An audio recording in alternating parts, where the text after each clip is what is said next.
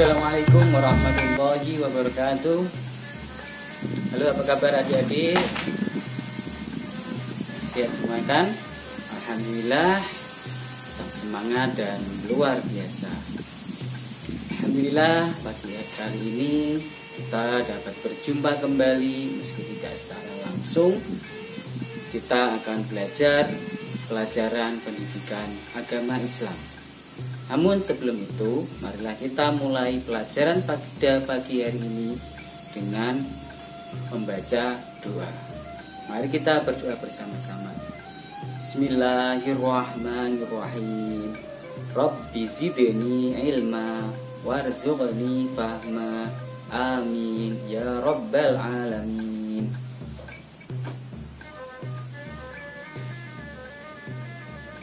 Adik-adik kelas 2 yang saya cintai, kali ini pada pelajaran pagi kali ini kita akan mempelajari tentang Nabi Muhammad panutanku.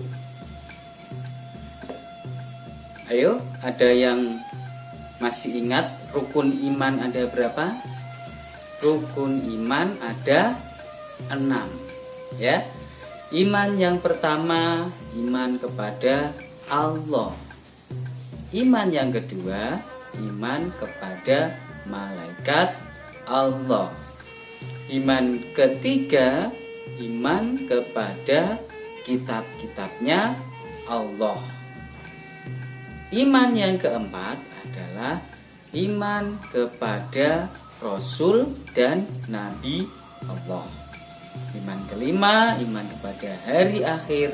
Dan yang keenam, iman kepada qada dan qadarnya Allah. Nah, iman yang keempat, yakni iman kepada Rasul dan Nabi Allah. Rasul dan Nabi Allah ada 25.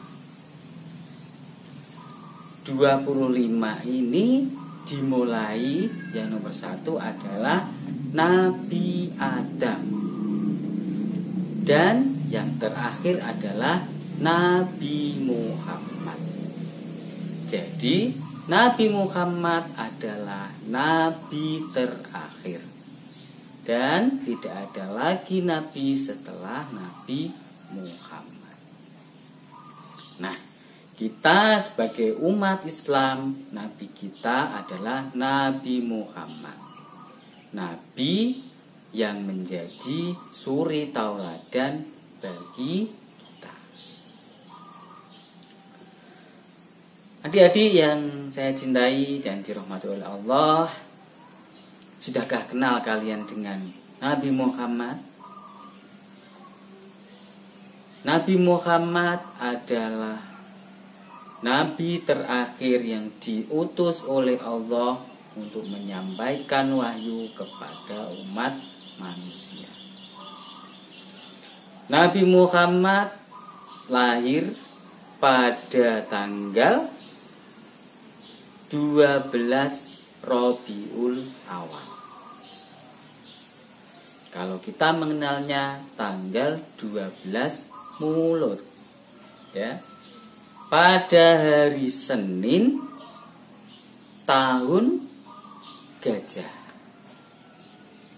Ya, kalau ingat sholawat, Gusti Kanjeng Nabi laire ono ing Mekah, dinane Senin 12 Maulud tahun Gajah. Ingkang ibu asmane Siti Aminah, ingkang rama asmane Sayyid Abdullah. Ya, dari lagu itu kita tahu Nabi Muhammad lahir pada hari Senin, tanggal 12 Maulud atau Rabiul Awal tahun Gajah. Ayo, siapa yang tahu kenapa disebut tahun gajah. Tahun kelahiran Nabi Muhammad disebut tahun gajah karena pada saat sebelum kelahiran Nabi Muhammad terjadi peristiwa gajah. Peristiwa pasukan gajah yang mau menyerang Ka'bah. Diceritakan waktu itu seorang raja dari Persia yang bernama Abraha ingin menyerang Mekah dan menghancurkan Ka'bah. Abraha ini membawa pasukannya ular. Tahu kan, daun ketika dimakan ular berlubang. Nah, karena terjadi peristiwa besar dengan tentara gajah inilah, maka orang-orang Arab mengingatnya tahun itu tahun gajah. Ya, setelah kejadian tentara gajah itu oleh Halimatus Sa'diyah. Setelah 2 tahun setelah tidak menyusu, karena Halimah Sa'diyah sangat menyayangi Nabi Muhammad, maka ditambah lagi 2 tahun merawat Nabi Muhammad. Namun dalam peristiwa ketika merawat Nabi Muhammad terjadi peristiwa luar biasa, di mana ketika itu malaikat datang kepada Nabi Muhammad dan membuka dadanya Nabi Muhammad untuk membersihkan hatinya Nabi Muhammad. Jadi Nabi Muhammad oleh malaikat dibersihkan hatinya dari sifat-sifat kotor dan perilaku tercela. Yang ada dalam Nabi Muhammad hanyalah perilaku terpuji, yakni perilaku yang sangat baik atau sikap atau akhlak yang mulia. Karena melihat peristiwa yang luar biasa itu, maka Nabi Muhammad dikembalikan kepada orang tuanya, yakni Ibunda Siti Aminah. Tak lama kemudian, ketika umur 6 tahun, Nabi Muhammad harus kehilangan ibunya. Sedih sekali, usia 6 tahun, Nabi Muhammad sudah tidak mempunyai ayah dan tidak mempunyai ibu. Namun, beliau kemudian dirawat oleh kakeknya. Siapa nama kakeknya? Kakeknya adalah Abdul Muthalib. Apa? Kakek Abdul Muthalib. Namun tak lama juga ketika usia tahun, kakeknya Nabi Muhammad yakni Abdul Muthalib juga meninggalkan Nabi Muhammad. Sehingga Nabi Muhammad kemudian dirawat oleh pamannya yakni Abu Thalib. Nah, dengan pamannya Abu Thalib ini, Nabi Muhammad diajari cara berdagang. Ya. Nabi Muhammad diajak berdagang oleh pamannya. Dan disinilah Nabi Muhammad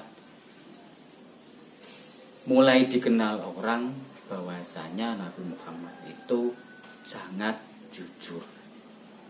Ya, dimanapun Nabi Muhammad berdagang, beliau selalu berdagang dengan jujur. Dimanapun berada, Nabi Muhammad selalu berkata dengan jujur.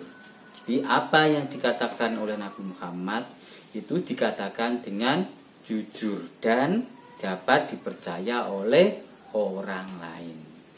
Oleh karena kejujurannya ini, Nabi Muhammad mendapatkan gelar Al-Amin, yakni orang yang dapat dipercaya.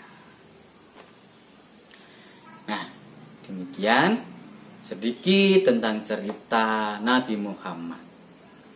Minggu depan bisa kita lanjutkan Nabi tentang keteladanan Nabi Muhammad, yakni sifatnya yang jujur dan banyak sekali manfaatnya.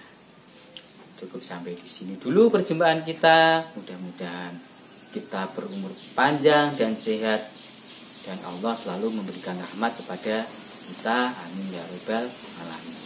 Cukup sampai di sini dulu.